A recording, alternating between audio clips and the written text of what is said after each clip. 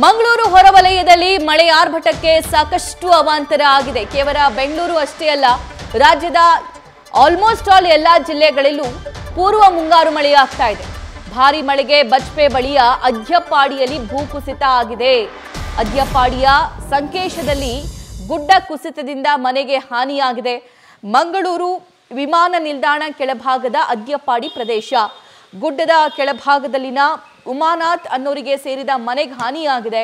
ವಿಮಾನ ನಿಲ್ದಾಣ ಭಾಗದಿಂದ ಮಣ್ಣು ಮಿಶ್ರಿತ ನೀರು ಹರಿದು ಬರುತ್ತೆ ಅಂತ ಅವರು ಅಳಲು ತೋಡಿಕೊಂಡಿದ್ದಾರೆ. ಕಳೆದ ವರ್ಷವೂ ಇದೇ ರೀತಿಯ ಅವಾಂತರ ಸೃಷ್ಟಿಯಾಗಿತ್ತು. ಬದುಕೋದು ಹೇಗೆ ಅನ್ನೋ ಪ್ರಶ್ನೆಯಲ್ಲೇ ಈ ಭಾಗದ ಜನ ವಾಸ ಮಾಡ್ತಾ ಇದ್ದಾರೆ. ವಿಮಾನ ನಿಲ್ದಾಣದ ಅಧಿಕಾರಿಗಳ ನಿರ್ಲಕ್ಷ್ಯಕ್ಕೆ ಗ್ರಾಮಸ್ಥರು ಆಕ್ರೋಶವನ್ನ ವ್ಯಕ್ತಪಡಿಸಿದ್ದಾರೆ. ಇನ್ನು ಘಟನಾ ಸ್ಥಳದಿಂದ ನಮ್ಮ ಪ್ರತಿನಿಧಿ ಕಿರಣ್ ಪ್ರತ್ಯಕ್ಷ ವರದಿ ನೀಡಿದ್ದಾರೆ. ನೋಡ್ಕೊಂಬರೋಣ.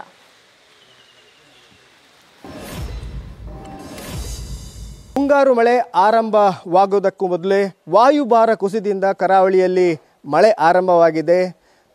ಮಂಗಳೂರು ಸೇರಿದಂತೆ ದಕ್ಷಿಣ ಕನ್ನಡ ಜಿಲ್ಲೆಯಲ್ಲಿ ಇಂದು ಮುಂಜಾನೆ ಭಾರಿ ಪ್ರಮಾಣದಲ್ಲಿ ಮಳೆಯಾಗಿರುವಂಥದ್ದು. ಇದರಿಂದ ಕೆಲವು ಕಡೆ ಅನಾಹುತಗಳು ನಡೆದಿವೆ, ಅವಾಂತರಗಳು ನಡೆದಿವೆ. ನಾನೀಗ ಮಂಗಳೂರು ಹೊರವಲಯದ ಅದ್ಯಪಾಡಿಯಲ್ಲಿದ್ದೇನೆ. ಅದ್ಯಪಾಡಿಯ ಸಂಕೇಶ್ವರ ಅಂತ ಈ ಪ್ರದೇಶ. ಇಲ್ಲಿ ಭಾರಿ ಪ್ರಮಾಣದಲ್ಲಿ ನೀರು ಹರಿದು ಬರದ ಹಿನ್ನೆಲೆಯಲ್ಲಿ ಮನೆಗೆ ನೀರು ನುಗ್ಗಿರುವಂಥದ್ದು, ಕೆಸರು ಕಲ್ಲುಗಳು ನುಗ್ಗಿರುವಂಥದ್ದು. ಈ ಬೆಟ್ಟದ ಮೇಲೆ ಮಂಗಳೂರು ಅಂತಾರಾಷ್ಟ್ರೀಯ ಏರ್ಪೋರ್ಟ್ ಇದೆ. ಅಲ್ಲಿಂದ ಬಿಟ್ಟಂತಹ ನೀರು ನೇರವಾಗಿ ಈ ಭಾಗಕ್ಕೆ ಬಂದಿರುವಂಥದ್ದು. ಇಲ್ಲಿ ಮೇಲಿಂದ ಬಂದ ಭಾರಿ ಪ್ರಮಾಣದಲ್ಲಿ ನೀರು, ಹಾಗೆ ಅದರೊಟ್ಟಿಗೆ ಕಲ್ಲು ಬಂಡೆಗಳು ಬಂದಿರುವಂಥದ್ದು. ಹಾಗೆ ಈ ಮನೆಗೆ ಅಂದರೆ ಇಲ್ಲಿ ಕೆಳಗಡೆ ಇರುವಂತಹ ಒಂದು ಮನೆಗೆ ನುಗ್ಗಿರುವಂಥದ್ದು. ಆದರೆ ಅದೃಷ್ಟವಶಾತ್ ಈ ಮನೆಯಲ್ಲಿ ಯಾರೂ ಇರಲಿಲ್ಲ. ನಿನ್ನೆ ಬೇರೆ ಕಡೆ ಹೋಗಿದ್ದ ಹಿನ್ನೆಲೆಯಲ್ಲಿ ಈ ಮನೆಯಲ್ಲಿ ಯಾರೂ ಇರಲಿಲ್ಲ. ಆದರೆ ಮುಂಜಾನೆ ಬಂದು ನೋಡಿದಾಗ ಹೌಹಾರಿದ್ದಾರೆ. ಇಡೀ ಮನೆಯ ತುಂಬ, ಈ ಅಂಗಳದಲ್ಲಿ ತುಂಬ ಕೆಸರು ಕಲ್ಲುಗಳು ತುಂಬಿರುವಂಥದ್ದು. ನೀವು ನೋಡ್ಬೋದು ಯಾವ ರೀತಿಯಲ್ಲಿ, ಯಾವ ಮಟ್ಟದಲ್ಲಿ ಈ ಕೆಸರು ಕಲ್ಲುಗಳು ತುಂಬಿದೆ ಅಂತ. ಇಲ್ಲಿ ಇರುವಂತಹ ತುಳಸಿ ಕಟ್ಟೆ ಕೂಡ ಮುಳುಗಿದೆ. ಯಾಕಂತ ಹೇಳಿದ್ರೆ ಆ ಪ್ರಮಾಣದಲ್ಲಿ ನೀರು, ಹಾಗೇನೆ ಕಲ್ಲು ಮಣ್ಣುಗಳು ಕೆಸರು ಬಂದಿರುವಂಥದ್ದು. ಇದು ಉಮನಾಥ್ ಸಾಲಿಯಾನ್ ಅಂತ ಅವರ ಮನೆ. ಅವರು ಬೇರೆ ಕಡೆಗೆ ಹೋಗಿದ್ರು. ಮನೆ ಇನ್ನೊಂದು ಕಡೆ ನೇಮದ ಉತ್ಸವದ ಹಿನ್ನೆಲೆಯಲ್ಲಿ ಬೇರೆ ಕಡೆ ಹೋಗಿದ್ದ ಹಿನ್ನೆಲೆಯಲ್ಲಿ ಈ ಮನೆಯಲ್ಲಿ ಯಾರೂ ಇರಲಿಲ್ಲ. ಆದರೆ ಬಂದ ಕೂಡಲೇ ಮುಂಜಾನೆ ಬಂದು ನೋಡಿದಾಗ ಇಲ್ಲಿ ಅವಾಂತರ ಸೃಷ್ಟಿಯಾಗಿರುವಂಥದ್ದು ನೋಡಿದ್ದಾರೆ. ಇಡೀ ಮನೆ ತುಂಬ, ಮನೆ ಅಂಗಳದ ತುಂಬ, ಹಾಗೆಯೇ ಮನೆಯ 2 ರೂಮಿಗೆ ತುಂಬ ಕೆಸರು ಕಲ್ಲುಗಳು ತುಂಬಿದೆ. ಇಲ್ಲಿ ಇದನ್ನು ನೋಡಿಕೊಂಡು, ಯಾಕಂದರೆ ಒಂದು ವಾರದಲ್ಲಿ ಅವರಿಗೆ ಇಲ್ಲಿ ಇನ್ನೊಂದು ಉತ್ಸವ ನಡೀಲಿಕ್ಕಿತ್ತು, ಅದನ್ನು ಕೂಡ ಮುಂದೂಡುವಂತಹ ಪರಿಸ್ಥಿತಿ ಇದೆ. ಈ ಭಾಗದಲ್ಲಿ ಇದು ಮೊದಲಲ್ಲ, ಹೋದ ವರ್ಷ ಕೂಡ ಇದೇ ಅಂತಹ ಒಂದು ಅವಾಂತರ ಸೃಷ್ಟಿಯಾಗಿತ್ತು. ಏರ್ಪೋರ್ಟ್ನಿಂದ ಬಿಟ್ಟಂತಹ ನೀರು, ಅಲ್ಲಿ ಸಂಗ್ರಹವಾದ ನೀರು ಏಕಾಏಕಿ ಬಿಟ್ಟ ಹಿನ್ನೆಲೆಯಲ್ಲಿ ಭಾರಿ ಪ್ರಮಾಣದಲ್ಲಿ ಮಣ್ಣು ಕಲ್ಲು ಹಾಗೆಯೇ ಕೆಸರಿನೊಟ್ಟಿಗೆ ಇಲ್ಲಿ ಬಂದಿದೆ. ಈ ಬಗ್ಗೆ ಮಾತಾಡಲಿಕ್ಕೆ ನಮ್ಮೊಂದಿಗೆ ಉಮಾನಾಥ್ ಸಾಲಿಯಾನ್ ಅವರು, ಅವರದೇ ಮಾತಾಡಿಸ್ತೀನಿ. ಕಳೆದ ವರ್ಷ ಕೂಡ ಇದೇ ಥರ ಆಗಿತ್ತು. ಇದು ಏರ್ಪೋರ್ಟ್ ಅವರು ಅಲ್ಲಿ ಅಧಿಕಾರಿಗಳಿಗೆ ಹೇರಲಿರಲಿಲ್ವಾ? ಅವರು ಹೇಳಿದರು ಕೂಡ ಅವರು ಅದಕ್ಕೆ ಗಮನಕ್ಕೆ ತೆಗೆದುಕೊಳ್ಳುವುದಿಲ್ಲ. ಅದರಿಂದ ನಾವು ಇಲ್ಲಿ ತುಂಬ ಹೆದರಿಕೆಯಲ್ಲಿ ಇರುವುದು, ಮಳೆ ಬರುವಾಗ ಎಲ್ಲಿ ಹೇಗೆ ನೀರು ಬರ್ತದ, ಏನಾಗ್ತದೆ ಅಂತ. ಅದರಿಂದ ನಾವು ಒಂದು ಹೇಳೋದು, ಬೇರೆ ನಮ್ಮಲ್ಲೆಲ್ಲ ಏರ್ಪೋರ್ಟ್ನವರಿಗೆ ನಮಗೆ ಬ್ಯಾಲೆನ್ಸ್ ಸ್ಥಳಾಂತರ ಮಾಡಿ ಎಲ್ಲಿಯಾದರೂ ಬೇರೆ ಮನೆ ಜಾಗ ಕೊಟ್ಟು ಮನೆಯನ್ನು ಸೈಟು ಮಾಡಿಕೊಡಲಿ. ಇಲ್ಲದೆ ನಮಗೆ ಇಲ್ಲಿ ನಿಲ್ಲಲಿಕ್ಕೆ ನಮಗೆ ಹೆದರಿಕೆ ಆಗ್ತದೆ. ಇಲ್ಲಿ ನಾವು ತುಂಬ ಕಷ್ಟದಲ್ಲಿ, ಈಗ ಇದು ವರ್ಷ 3 ಸಲ, ಇದು ಒಂದು ಸಲ ಅಲ್ಲ 3ನೇ ಸಲ ಇಂಥದ್ದಾಗಿದೆ. ಎಂಥದ್ದೆಲ್ಲ ಪರಿಸ್ಥಿತಿ ಬಂದರೆ ಅವು ಏರ್ಪೋರ್ಟ್ ಯಾರೆಲ್ಲ ಕೇಳಿದರೂ ಅದನ್ನು ನಮ್ಮನ್ನು ಗಮನಕ್ಕೆ ತೆಗೆದುಕೊಳ್ಳುವುದಿಲ್ಲ ಅವರು. ನಾವು ಹೇಳುವುದೇ ಅವರ ಮತ್ತೆ ಅದು ಬರ್ತೇವೆ, ನಾವು ಅದೆಲ್ಲ ನೋಡ್ತೇವೆ ಅಂತ ಹೇಳಿದರೂ ಕೂಡ ಅವರು ಬರುವುದಿಲ್ಲ.